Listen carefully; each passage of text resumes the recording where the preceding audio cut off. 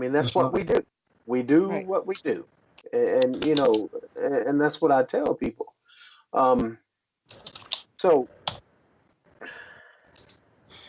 you know, dealing with demonic is something that I'm dealing with the other side of the demonic now than I was, you know, in my past. But having groups, and I'm going to bounce back real quick, and we're going to go here in just a couple minutes. We'll bounce back to our initial beginning of our show.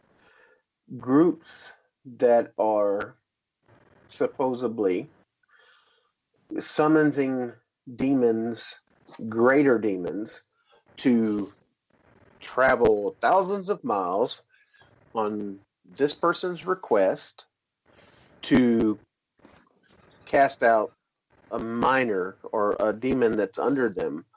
That is a pollution. That is a way of inflicting harm on these people. Okay, we know summons and demons is very possible. People do it every day.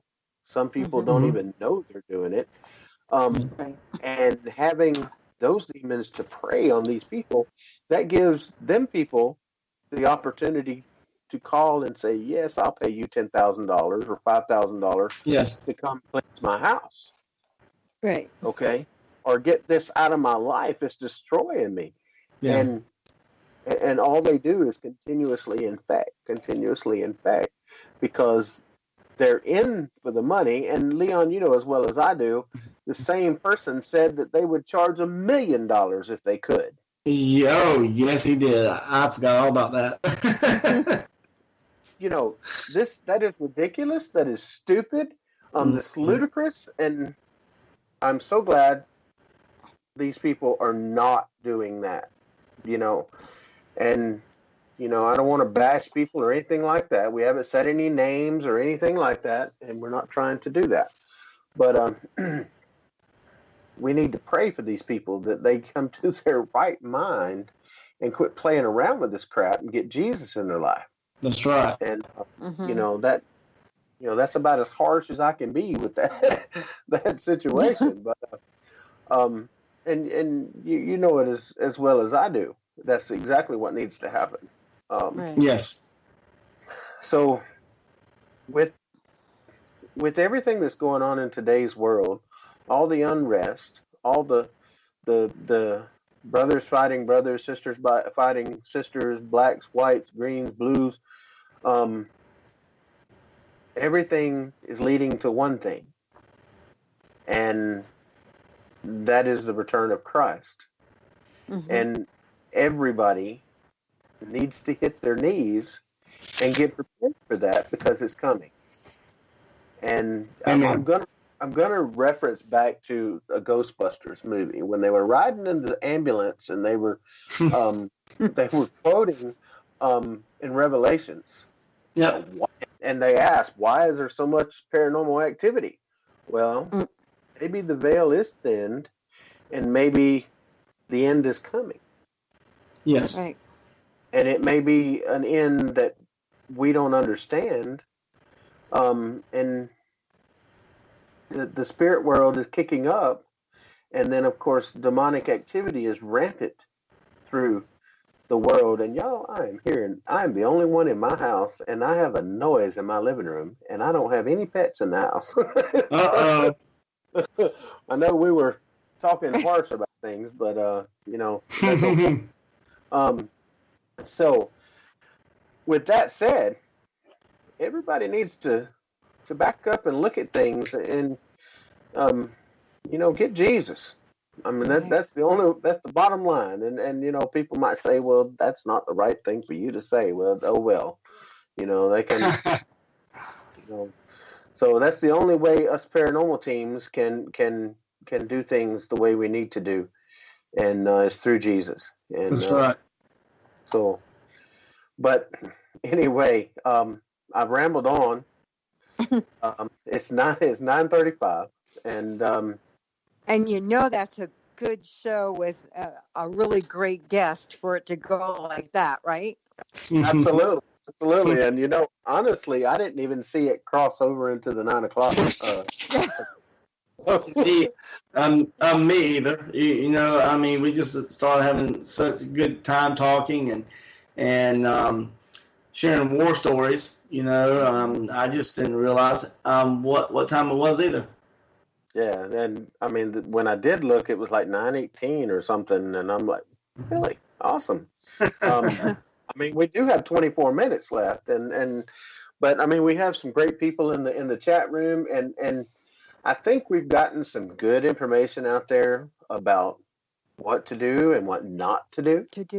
Mm-hmm. I think that we can put this charging people crap behind us and move on to more positive things and get the good word out there and get the teams that and of course Miss Sarah White says pray for them for this Saturday, and of course we definitely will do that. Absolutely. But you know, I love what I do. I think I agree with everybody in the chat room is saying this is a calling. You can't just wake up one day and say, "Oh, I think I'm going to start a paranormal team and be a paranormal investigator today." Right. And no, it's definitely a calling. Right. And honestly speaking, here in Alabama, Teresa and I started out with a guy that done just that. Mm-hmm. And he quit having a Bigfoot show or a Bigfoot team and a UFO team to doing just paranormal, in one day. And so, and he's not doing it at all now, and which is fine. Yeah. I'm not trying to bash him or anything like that. He done what he done, but you can't just step into this stuff lightly, and no. Because first off, it's dangerous. Yeah. That's right. And who in their right mind would do it if it wasn't a calling on their life? And you didn't have a protection of God doing it, right? Hey, I tell you, whenever I first started doing the stuff, I was just doing it for investigating the paranormal. Just regular paranormal investigator. We started the team. I mean, we were really reputable. We was getting about 10 case requests a week.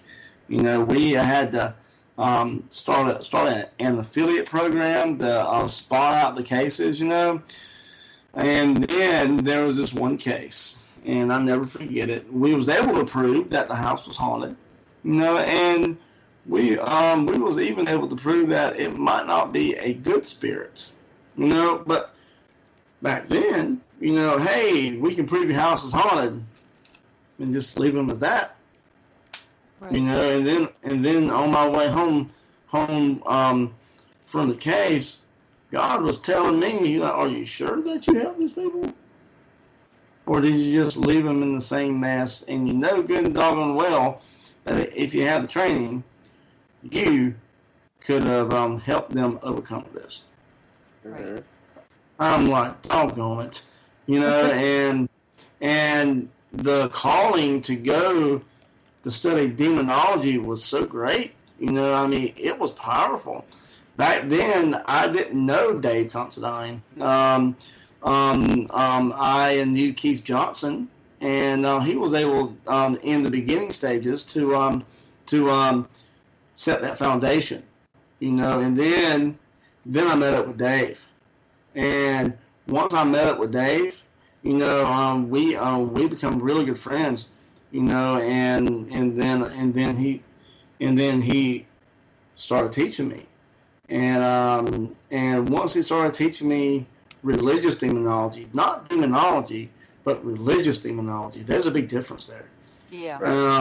Once he started teaching me that, oh my gosh, my whole mind was blown.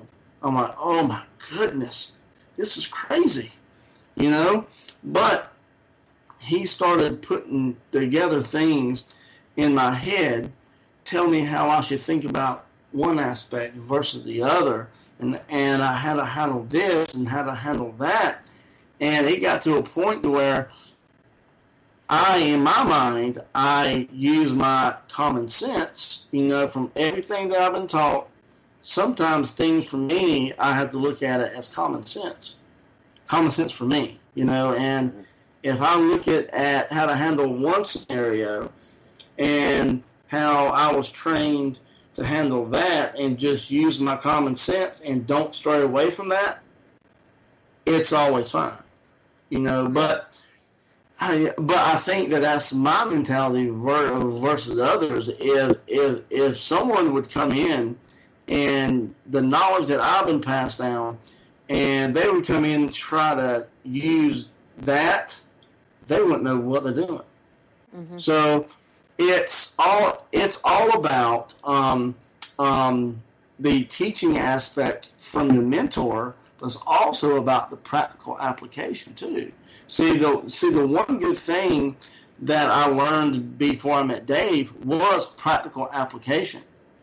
I am very good with being instructed to do something and actually do it. That's what the military taught me. You read how to do something, or somebody teaches you how to do something, and then you can go do it perfectly. So I reckon I was so blessed to the point where everything came together as one in one nucleus, and I was able to take that and apply it practically. And I think that's the big part of all this. Not many people can do that. Right. Well, I've said that the most important piece of equipment on an investigation is you. That's right. Mm-hmm. And using common sense is a big factor in that. Mm-hmm. I agree. Well, Miss Mary, do you have anything to say? Anything else you want to add, or? No, I think we pretty much covered it. Yeah. All right. Well, guys, I want to thank y'all for helping me, Miss Mary, and Leon for being our guest. And I think we've had an awesome show. It's been great.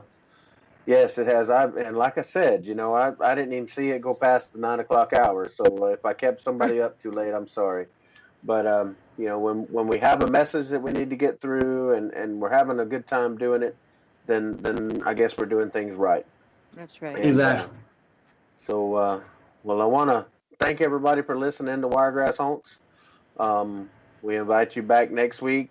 We will have Mr. W.K. Graham and Paul Halsey. They are Bigfoot experts, so if you are into the Bigfoot and stuff, we're going to see what they have to say next week. And I want to thank everybody for listening to the Web Radio Network. And we have a couple of 3 shows that we are on the network. We have Mysteries Explained, which is a kind of a rebroadcast of their live show that they have on their own network on Spreaker, Mysteries Explained, or the Tucson Ghost Company. And their show, the podcast, plays on Wednesdays. On Fridays, you have After Hours AM, which starts about 9:30. That's with Joel Sturgis and Mr. Olson and Eric Olson. I'm sorry. And we got a new show that's coming to the network. It's called The Work, and our guest tonight is going to be the host, Mr. Leon Wilkes, and Yay. we will let you guys know. We'll post plenty of informational banners, let you know when that's coming up. And Leon, do you want to tell them your first guest, or do you want to? Yes. My first guest. Let's keep it as a secret. It's going to be big, and he has been mentioned a time or two over the course of this show. So yes, let's keep it as a secret until we get ready to release it. So yeah, The Work, as people in the demonology field refers to their work, to what they do, in the demonology field and the paranormal